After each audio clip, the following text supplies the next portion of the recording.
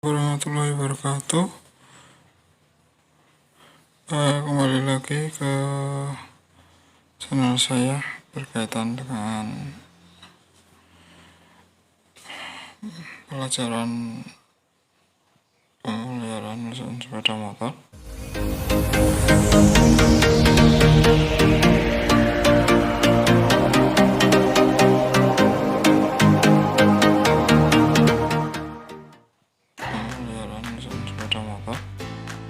Untuk materi 1 kelas 12.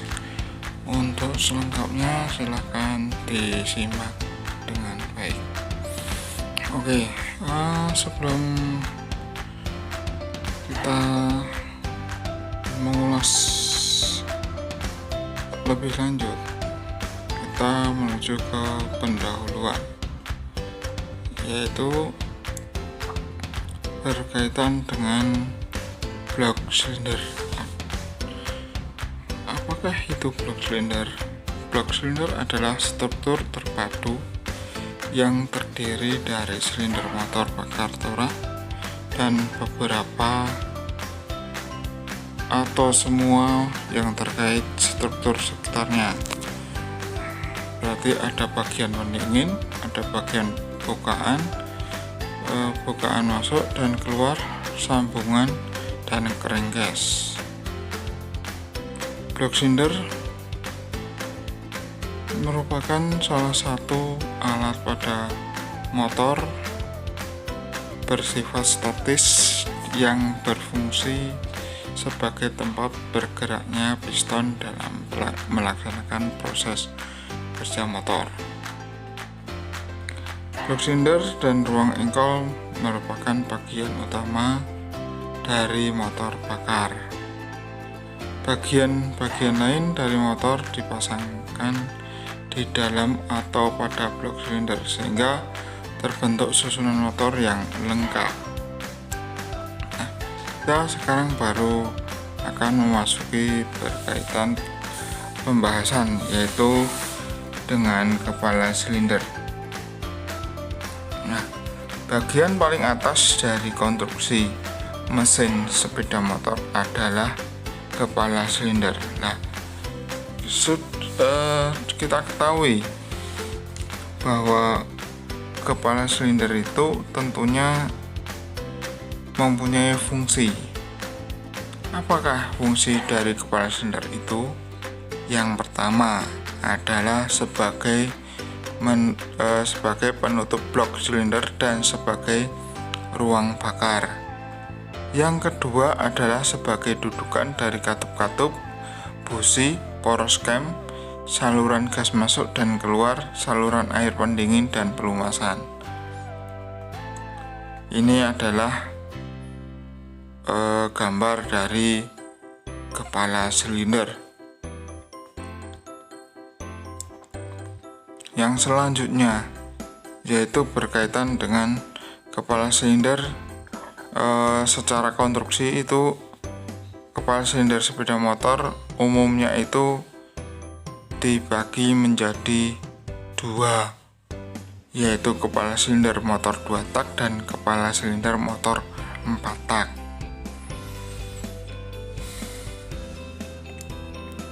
Kepala silinder mesin 2 tak tidak berbeda dengan kepala silinder mesin 4 tak.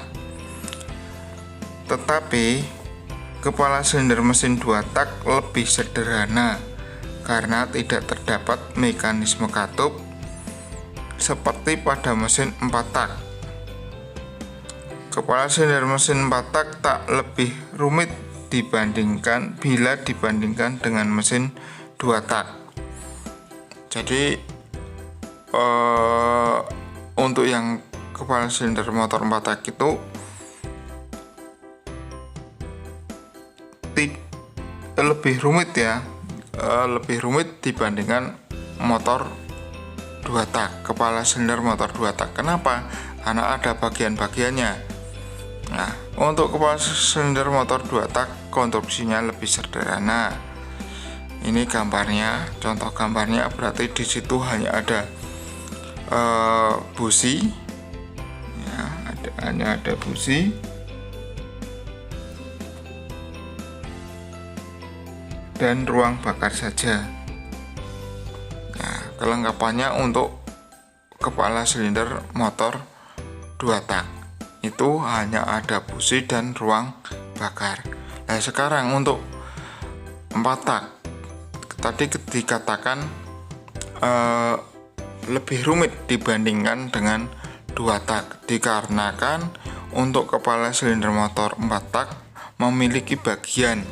Yang pertama ada boss clamp, yang kedua ada seating clamp, yang ketiga ada tempat dudukan noken as, yang keempat ada saluran gas masuk dan buang.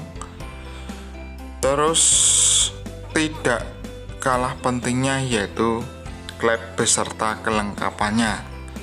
Nah, ini merupakan salah satu contoh gambar untuk kepala silinder motor 4 tak.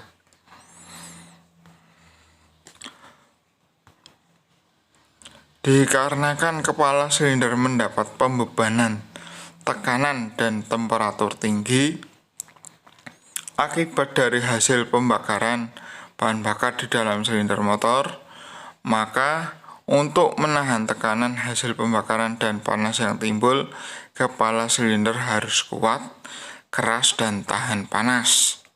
Tahan panas, bro. Tujuannya biar apa? Biar nggak melengkung. Nah, biar nggak melengkung itunya kepala silindernya.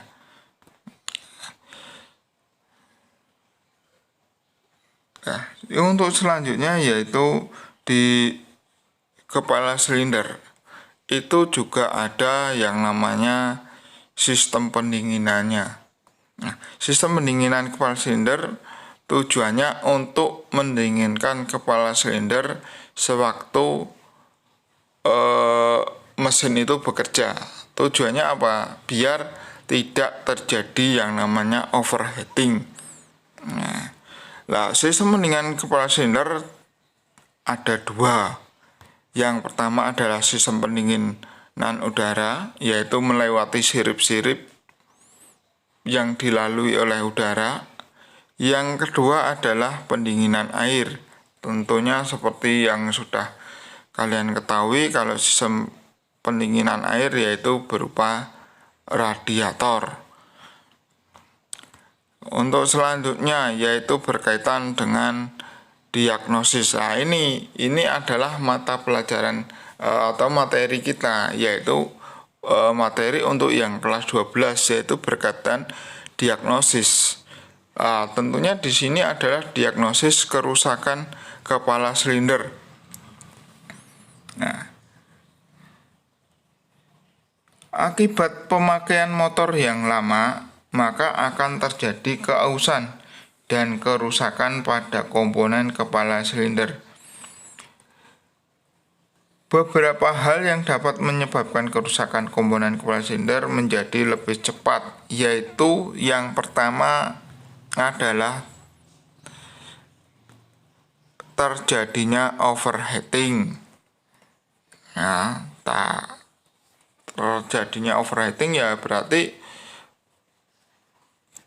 panas yang terus-menerus. Panas terus-menerus yang akhirnya menyebabkan panas berlebihan di kepala silinder. Yang kedua adalah kekurangan minyak pelumas. Nah, ini juga menjadi permasalahan atau penyebab kerusakan dari komponen kepala silinder.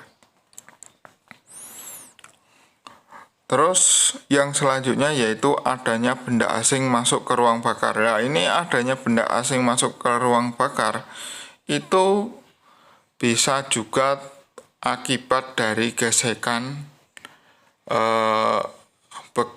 sisa gesekan antara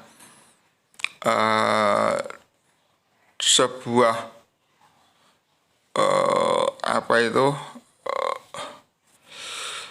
piston dengan bloknya.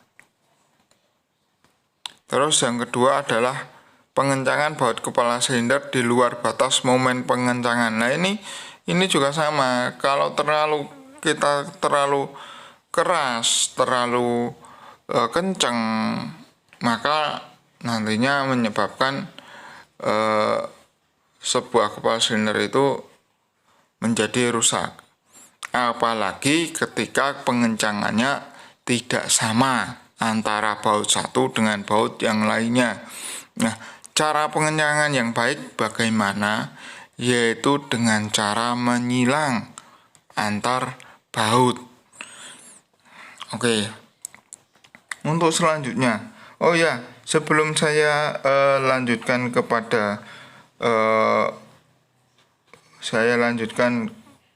penyebab terjadinya overheating. Nah, ini misalkan ada pertanyaan. Nah, misalkan ada pertanyaan, Pak, kenapa sih apakah penyebab kepala silinder melengkung sehingga mengakibatkan kebocoran kompresi, dan bagaimana cara mengatasinya? Nah, ini penyebabnya apa? Panas mesin akibat tekanan kompresi yang sangat tinggi dan pemakaian mesin secara terus-menerus dapat mengakibatkan permukaan kepala silinder berubah bentuk atau melengkung. Jadi ingat, panas mesin yang berlebihan. Nah, panas mesin yang berlebihan itu yang akan menyebabkan kepala silinder melengkung dan menyebabkan kebocoran kompresi. Lah, cara mengatasinya bagaimana? Cara mengatasinya yaitu dengan meratakan kembali permukaan kepala silinder dengan cara di-fresh. Apabila sudah tidak dapat diperbaiki karena tinggi kepala silinder sudah berkurang, maka kepala silinder harus diganti dengan yang rata. Dan tinggi dari kepala silinder masih dalam spesifikasi, atau kepala silinder dilapisi logam sampai ketebalan kepala silinder dilebihkan dari spesifikasi ditambah 1 sampai 2 mili, kemudian di fresh. Nah, ada lagi misalkan, bagaimana Pak cara untuk mencegah kepala silinder biar tidak melengkung? Yang pertama, hindari mesin sampai overheating. Ingat, kalau misalkan mesin kalian itu overheating ataupun panasnya terlalu panas, maka harus didinginkan terlebih dahulu. Jangan dipaksakan. Gak enak kalau dipaksa itu, ya. Nah, itu. Terus yang kedua adalah secara periodik periksa momen pengencangan baut kepala silinder. Ini juga perlu ini. Jadi 1 bulan sekali atau 3 bulan sekali, tapi secara periodik itu harus dicek kekencangannya supaya kita mengetahui bagian baut mana yang mengalami kekendoran. Yang ketiga adalah saat melakukan pengendoran maupun pengencangan baut dengan cara menyilang dan bertahap. Nah, ini. Jadi saat melakukan pengendoran ataupun pengencangan itu yang tadi saya sampaikan di awal, itu harus dilakukan secara menyilang dan bertahap. Nah, itu mungkin misalkan ada pertanyaan, itu jawabannya.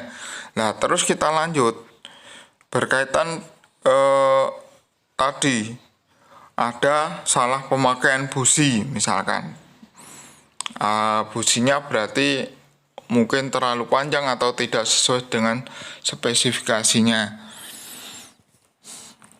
Terus yang selanjutnya yaitu penyebab terjadinya overheating. Apa itu? Nah, tekanan kompresi terlalu tinggi. Nah, ini akibat penyelepan kepala silinder yang berlebihan atau tanpa menggunakan packing kepala silinder.